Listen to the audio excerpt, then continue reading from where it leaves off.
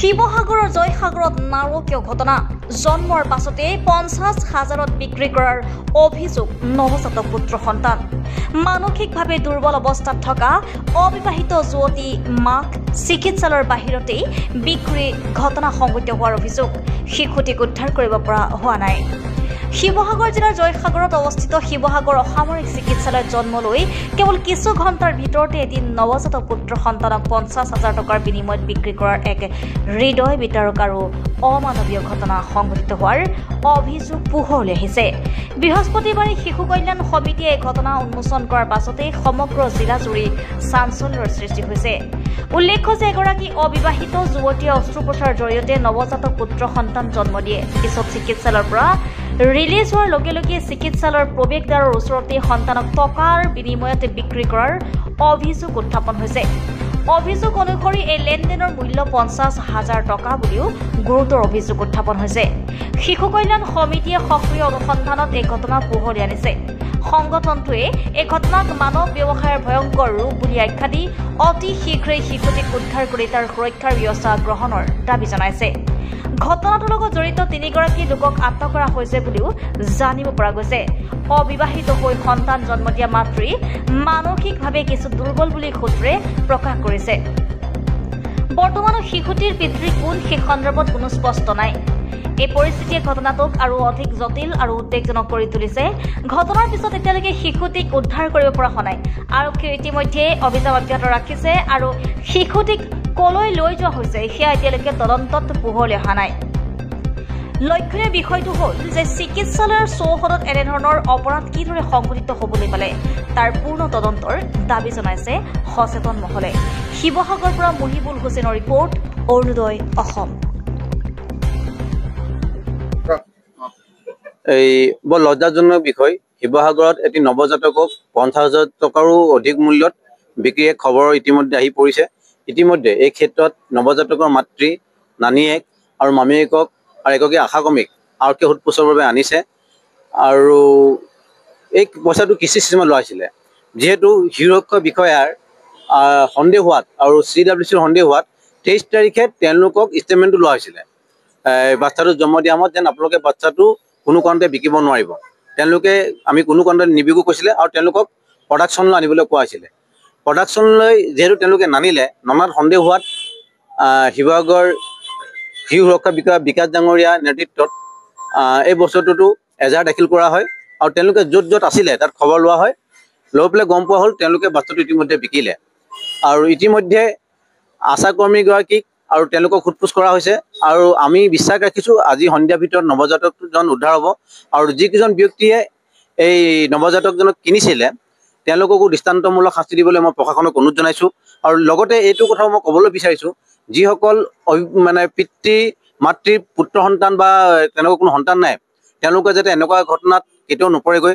তেওঁলোকে প্ৰক্ৰিয়া আছে, এডপশ্যন প্ৰক্ৰিয়াত যাওক, পোষ্ট কেয়াৰ প্ৰক্ৰিয়াত যাওক, সেই প্ৰক্ৰিয়া আপোনালোকে এপ্লাই কৰক, নহ'লে এইটো আইনমতে দণ্ডনীয় হ'ব।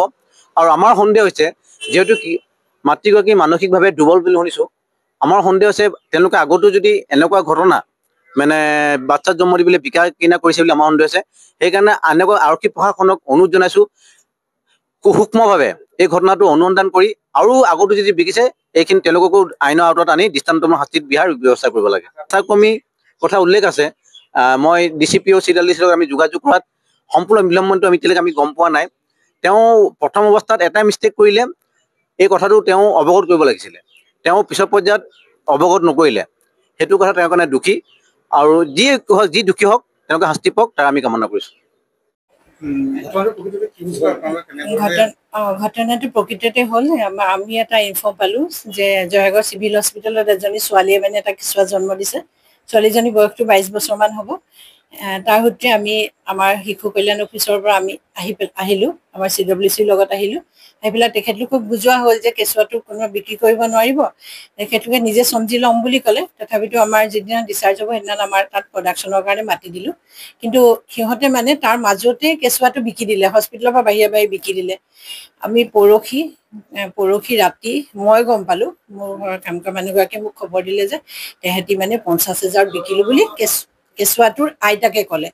সেই আমি কালি অফিচত কথাটো আলোচনা কৰি পেলাই আমি জয়সাগৰ চাৰিআলিৰ দোকানত তেখেত বাপেকক ধৰিলোহি বাপেকে কথাটো সম্পূৰ্ণ ক'ব নোৱাৰা দেখি আমি হাতীকোখত থাকে হাতীকোখলৈ গুচি গ'লোঁ হাতীকোখত আমি তেখেতলোকক বিচাৰি উলিয়ালোঁ মানে কেঁচুৱাটোৰ মমায়েক মামীয়ে বিচাৰি উলিয়াই পেলাই গম পালোঁ যে আশা বাইদেৱেও মানে কথাটো লুকুৱাইছে যেন লাগিছে কাৰণ আশা বাইদেৱে যেতিয়া এজনী ছোৱালী প্ৰেগনেণ্ট হৈছে বিয়া নোহোৱা ছোৱালী কথাটো আমাক ইনফৰ্ম কৰিব লাগিছিলে নকৰিলে চ' নকৰাৰ কাৰণে আশা বাইদেউকো আমি ধৰি লৈ আহিলোঁ লৈ পেলাই আমি থানাত FIR দিলোঁ আমাৰ DCPO ছাৰ বিকাশ ৰঞ্জন কোঁৱৰ আৰু মই FIR এখন দিলোঁ দিয়াৰ পাছত আমি থকাৰ অলপ সময়ৰ পাছতে মই ঘৰ আহি পোৱাৰ পাছতে খবৰ পালোঁ যে মাকে জীয়েকে আমাৰ ওচৰেদি গৈ আছে মোক ফোন কৰিলে এজনীকে থানালৈ ফোন কৰিলোঁ ওচৰতে থানাই মই ধৰি পেলাই মাকক জীয়েকক থানালৈ লৈ গ'লোঁ কিন্তু মাকে জীয়েকে আইতাক আৰু বোৱাৰীয়েকৰ মাজত এটা হৈছে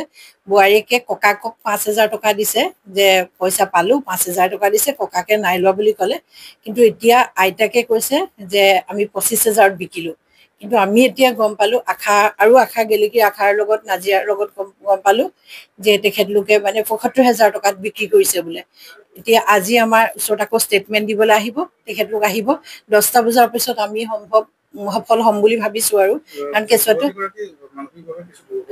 মানসিকভাৱে দুৰ্বল কিন্তু এতিয়া মানে আজি সম্ভৱ কাৰ লগত এই কথাটো হ'ল সেইটোও আমি গম পাম চাগে মানসিকভাৱে দুৰ্বল কিন্তু ইমানো দুৰ্বল যেন অনুমান নহয় আৰু সেইটো কথা আমাৰ